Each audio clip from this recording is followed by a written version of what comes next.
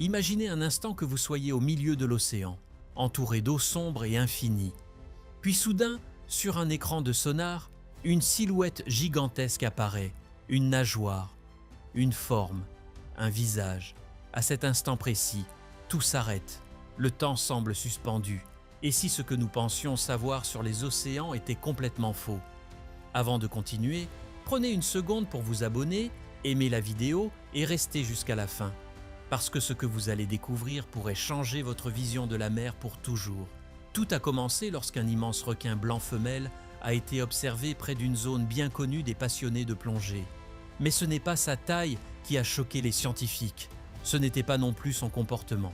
C'était une marque, une cicatrice, une trace étrange qui entourait son corps comme un cercle presque parfait. Une marque si grande, si nette, qu'elle semblait impossible à expliquer.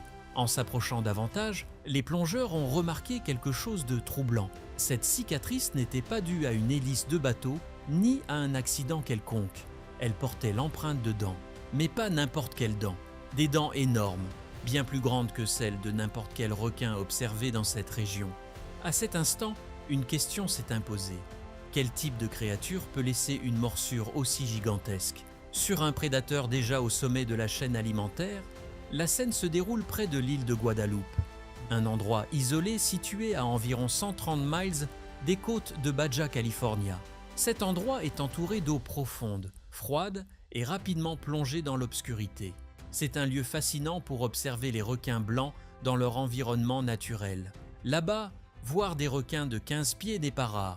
Pourtant, cette femelle était différente. En nageant près des cages d'observation, elle a révélé cette cicatrice circulaire qui semblait presque irréelle. Ce n'était pas une simple blessure, c'était comme si une mâchoire gigantesque avait tenté d'engloutir son torse entier.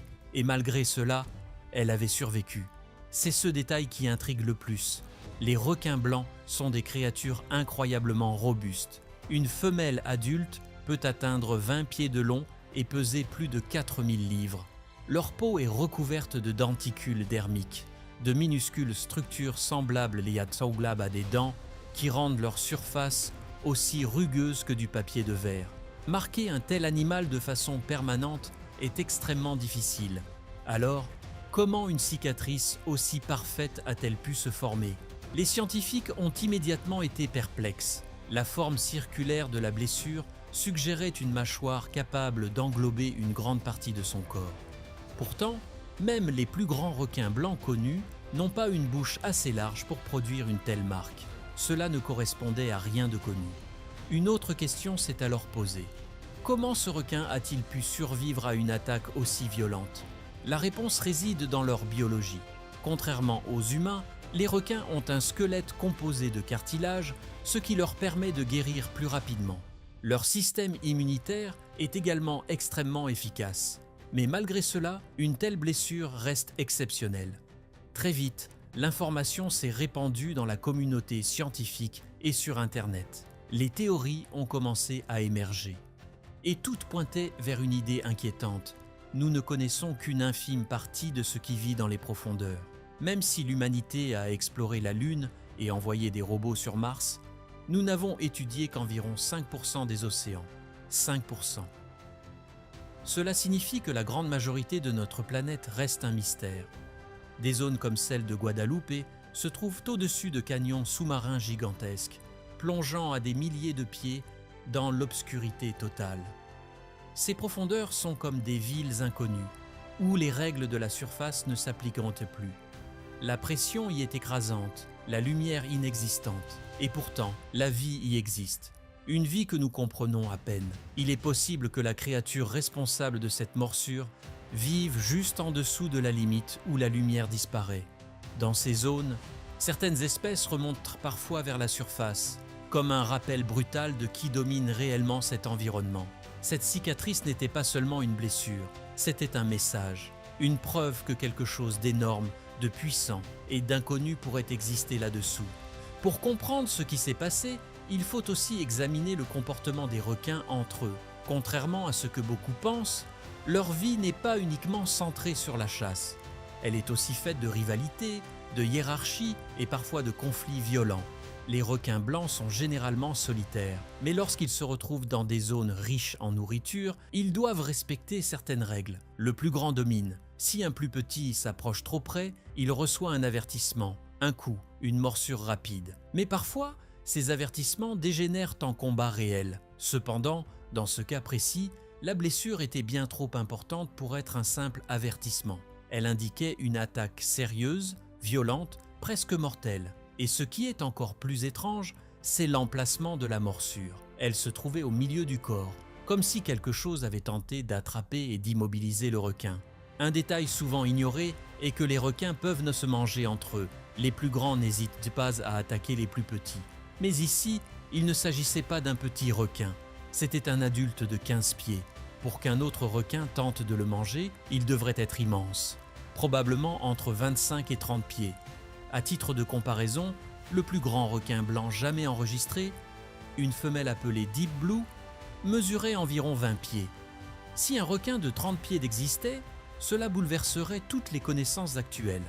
Alors, existe-t-il des requins encore plus grands, vivant dans les profondeurs, loin de toute observation humaine? Certains scientifiques pensent que oui, ils pourraient chasser dans des zones où nous ne pouvons pas aller, se nourrissant d'animaux massifs loin des côtes. Une autre explication souvent évoquée concerne l'accouplement. Les mâles mordent les femelles pour se maintenir pendant l'acte, laissant des cicatrices. Mais ces marques sont généralement irrégulières et peu profondes. Celles observées ici étaient différentes. Profondes, nettes, parfaitement circulaires. Et surtout, situées à un endroit inhabituel. Cela nous ramène à la question principale. Qu'y a-t-il dans les profondeurs? Certaines créatures sont connues pour attaquer les requins. Les orques, par exemple, sont parmi les rares prédateurs capables de chasser les requins blancs. Elles sont intelligentes, organisées et chassent en groupe.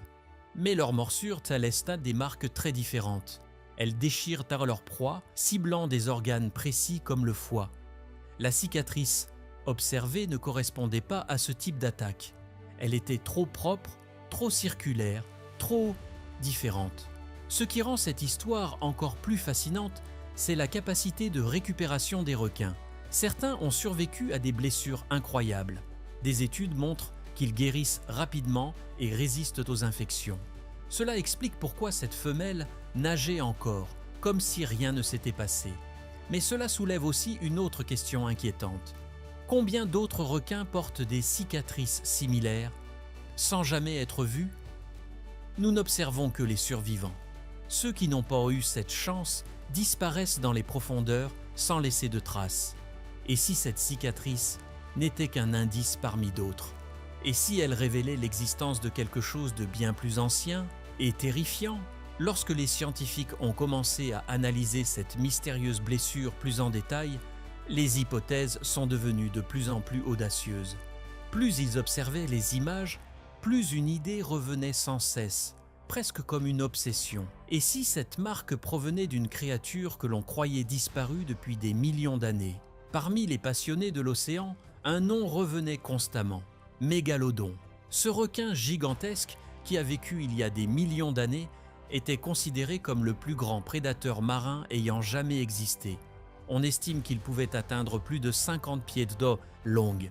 Ses dents, certaines retrouvées fossilisées, sont aussi grandes qu'une main humaine. Sa mâchoire, elle, pouvait engloutir une voiture entière sans difficulté. Selon les connaissances scientifiques actuelles, le mégalodon aurait disparu il y a environ 3,5 millions d'années, lorsque les océans sont devenus plus froids et que ses proies ont commencé à disparaître. Mais malgré cela, une question persiste dans l'esprit de nombreux chercheurs et passionnés.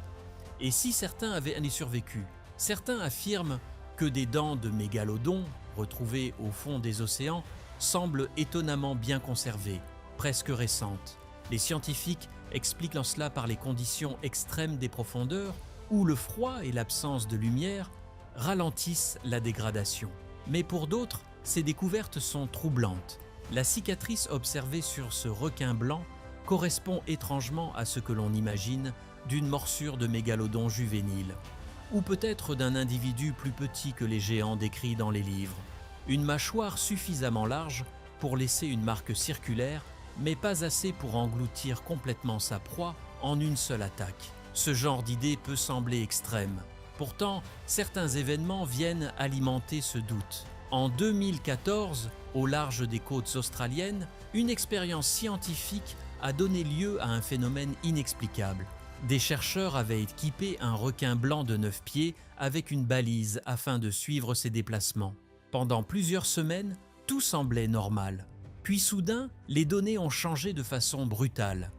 La balise a montré que le requin plongeait rapidement à près de 2000 pieds de profondeur. Ensuite, la température enregistrée par le capteur a grimpé en flèche, passant d'environ 46 degrés à presque 80 degrés. Cela ne pouvait signifier qu'une seule chose. La balise se trouvait désormais à l'intérieur d'un organisme à sang chaud. Mais voici le problème. Les requins blancs ne possèdent pas une température corporelle aussi élevée. Les seuls animaux marins capables de produire une telle chaleur sont les mammifères marins, comme les baleines, ou alors une créature beaucoup plus grande, capable de générer et de retenir cette chaleur. Pendant plusieurs jours, la balise a continué à transmettre des données depuis l'intérieur de ce mystérieux prédateur, avant d'être finalement rejetée et retrouvée sur une plage. Ce cas reste encore aujourd'hui inexpliqué. Associé à l'incident de Guadeloupe, cet événement renforce une idée troublante. Quelque chose d'énorme pourrait vivre dans les profondeurs, loin de notre regard. Certains scientifiques explorent une autre théorie. Ils pensent à ça que ces créatures pourraient vivre dans une zone appelée la zone bathypélagique, située entre 3000 et 13 000 pieds de profondeur. Cet environnement est extrêmement hostile. Obscurité totale, pression écrasante, température glaciale. La plupart des créatures qui y vivent sont petites, parfois capables de produire leur propre lumière. Mais il existe aussi des exceptions. Le calmar colossal, par exemple, peut atteindre des tailles impressionnantes. Alors pourquoi pas un requin géant? Le principal obstacle à cette théorie est la nourriture. Les grands prédateurs ont besoin d'énormes quantités d'énergie. Or, dans les profondeurs, la nourriture est rare. Cependant, certains chercheurs suggèrent que ces créatures pourraient adopter un mode de vie différent, restant immobiles pendant de longues périodes pour économiser leur énergie, puis attaquant lorsqu'une proie suffisamment grande apparaît. Une autre possibilité est encore plus inquiétante. Ces prédateurs pourraient suivre les migrations des requins blancs, les attaquant lorsqu'ils s'éloignent des côtes et plongent dans des eaux plus profondes. Cela expliquerait pourquoi nous les voyons si rarement. Mais toutes les explications ne font pas appel à des créatures préhistoriques. Certaines sont tout aussi effrayantes, parce qu'elles sont plausibles. Imaginez un requin blanc exceptionnellement grand. Pas une nouvelle espèce, mais un individu unique, une anomalie biologique. Comme chez les humains, où certains individus peuvent atteindre des tailles hors normes, il est possible qu'un requin ait continué à grandir bien au-delà de la normale, peut-être à cause d'un déséquilibre hormonal ou d'un accès constant à une nourriture riche. Un tel requin, mesurant 25 ou 30 pieds, serait une force silencieuse dans l'océan, invisible, insaisissable, mais capable d'infliger des blessures terrifiantes. D'autres théories, encore plus inattendues, évoqueront des affrontements avec des créatures totalement différentes. Par exemple, les calmars géants ou colossaux. Ces animaux possèdent des becs puissants et des tentacules munis de ventouses dentelées. En se défendant, ils pourraient laisser des marques qui, pour un œil non averti, ressemblent à une morsure. Cela soulève une idée fascinante. Et si cette cicatrice était le résultat d'un combat entre deux mondes, celui de la surface, dominé par les requins, et celui des profondeurs, peuplé de créatures mystérieuses. Un autre concept scientifique entre en jeu ici, le gigantisme abyssal. Dans les profondeurs, certaines espèces développent des tailles bien plus grandes que leurs équivalents de surface. Ce phénomène a déjà été observé chez plusieurs animaux marins. Alors, pourquoi pas chez certains requins? Il existe aussi des espèces, comme le requin du Groenland ou le requin dormeur du Pacifique. Ces animaux sont généralement lents, discrets et vivent dans des eaux froides et profondes. Mais s'ils atteignaient des tailles bien plus importantes que celles observées, ils pourraient représenter une menace inattendue. Contrairement aux requins blancs, ces espèces n'ont pas besoin de vitesse. Elles peuvent attendre, immobiles, avant de frapper avec une force brutale. Dans un environnement sombre et pauvre en oxygène, la patience peut être une arme redoutable. Ce qui rend toutes ces théories si captivantes, c'est qu'aucune ne peut être complètement écartée. Nous avons trop peu d'informations, trop peu d'observations, et surtout trop peu d'accès à ces zones profondes. Chaque cicatrice, chaque donnée étrange, chaque événement inexpliqué est comme une pièce d'un puzzle gigantesque, dont la majorité reste encore au fond de l'océan. Et peut-être que le plus troublant dans tout cela, ce n'est pas ce que nous savons, mais tout ce que nous ignorons encore. Plus les chercheurs accumulent des indices, plus une vérité dérangeante semble émerger. Ce que nous avons vu n'est probablement qu'un fragment d'une réalité bien plus vaste. La cicatrice sur ce requin n'est pas seulement une anomalie biologique ou un simple événement rare. Elle pourrait être le signe que quelque chose évolue dans les profondeurs, à l'abri de nos regards, depuis bien plus longtemps que nous ne l'imaginons. En y réfléchissant, la puissance nécessaire pour infliger une telle blessure est presque difficile à concevoir. Pour créer une marque en demi-cercle sur un requin de 15 pieds, il faudrait une mâchoire d'une taille exceptionnelle, bien au-delà de tout ce que nous avons officiellement documenté dans cette région. Cela impliquerait un animal mesurant au moins 25 à 30 pieds, avec une force de morsure capable d'écraser du cartilage épais comme s'il ne s'agissait de rien. Dans l'océan Pacifique, très peu de créatures s'en correspondent à une telle description, et pourtant, aucune ne semble correspondre parfaitement à ce que nous avons observé. Les orques, bien qu'extrêmement puissantes, attaquent tant différemment. Les requins connus ne possèdent pas une mâchoire assez large, et les créatures des profondeurs, bien que mystérieuses, restent encore largement inconnues. C'est là que certaines théories deviennent encore plus intrigantes. L'une d'elles suggère que des espèces anciennes, que nous pensons éteintes, pourraient avoir trouvé refuge dans des environnements stables et isolés, comme les fosses océaniques ou les sources hydrothermales. Ces zones ont très peu changé depuis des millions d'années, ce qui pourrait permettre à certaines lignées de survivre loin des bouleversements de la surface. Une autre idée repose sur le comportement des requins eux-mêmes. Avec le réchauffement des océans, de nombreuses espèces modifient leurs habitudes. Les requins blancs, par exemple, pourraient être y plongés plus profondément à la recherche d'eau plus froide et riche en oxygène. En faisant cela, ils pourraient entrer en contact avec des créatures qu'ils n'auraient jamais rencontrées auparavant. Imaginez un instant ce scénario. Un grand requin blanc descend lentement dans une zone sombre, silencieuse, presque irréelle. Puis, sans avertissement, quelque chose surgit. Une attaque rapide, brutale, une morsure. Et ensuite, plus rien. Juste une fuite, une survie miraculeuse et une cicatrice comme seul témoignage. Il existe aussi une théorie encore plus inattendue, parfois appelée l'erreur biologique. Elle suggère que, de temps en temps, la nature produit un individu exceptionnel. Pas une nouvelle espèce, mais une variation extrême. Un requin qui continue de grandir bien au-delà de la normale, peut-être à cause d'un dérèglement hormonal ou d'un environnement particulièrement favorable. Ce type d'individu serait rare, peut-être unique, mais il serait capable de dominer tout ce qui l'entoure, y compris d'autres grands prédateurs. Invisible pour la plupart du temps, évoluant dans des zones reculées, il pourrait être responsable d'événements que nous ne comprenons pas encore. Une autre possibilité fascinante concerne les interactions entre différentes espèces profondes. Les calmars géants, par exemple, sont connus pour affronter des baleines dans les abysses. Leurs becs puissants et leurs tentacules munis de crochets pourraient infliger des blessures impressionnantes. Si un tel animal rencontrait un requin dans ses profondeurs, le combat pourrait être d'une intensité inimaginable. Ce type d'affrontement représenterait une collision entre deux mondes évolutifs distincts, séparés pendant des millions d'années.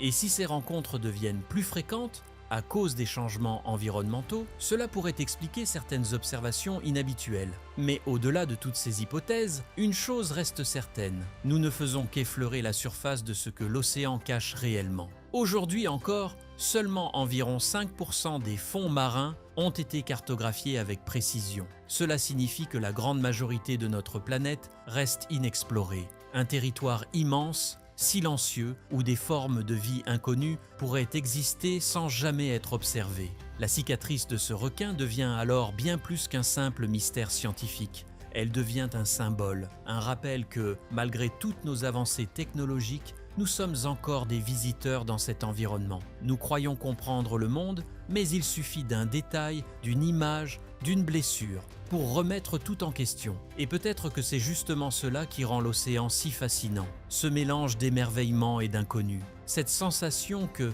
quelque part dans l'obscurité, quelque chose nous observe sans que nous sachions quoi. Un jour peut-être, nous aurons des réponses, des images claires, des preuves irréfutables, mais jusque-là, nous devons accepter l'incertitude, accepter que certaines choses nous échappent encore. Alors maintenant, j'ai une question pour vous. Pensez-vous qu'un prédateur préhistorique, comme le mégalodon, pourrait encore exister dans les profondeurs de l'océan? Ou bien y a-t-il une explication plus rationnelle derrière ces phénomènes? Partagez votre avis dans les commentaires. Et si cette histoire vous a captivé, n'oubliez pas de liker la vidéo, de vous abonner et d'activer les notifications pour ne rien manquer des prochains mystères que nous allons explorer ensemble. Parce que la vérité, c'est que l'océan n'a pas encore révélé tous ses secrets et nous ne sommes peut-être pas prêts à les découvrir.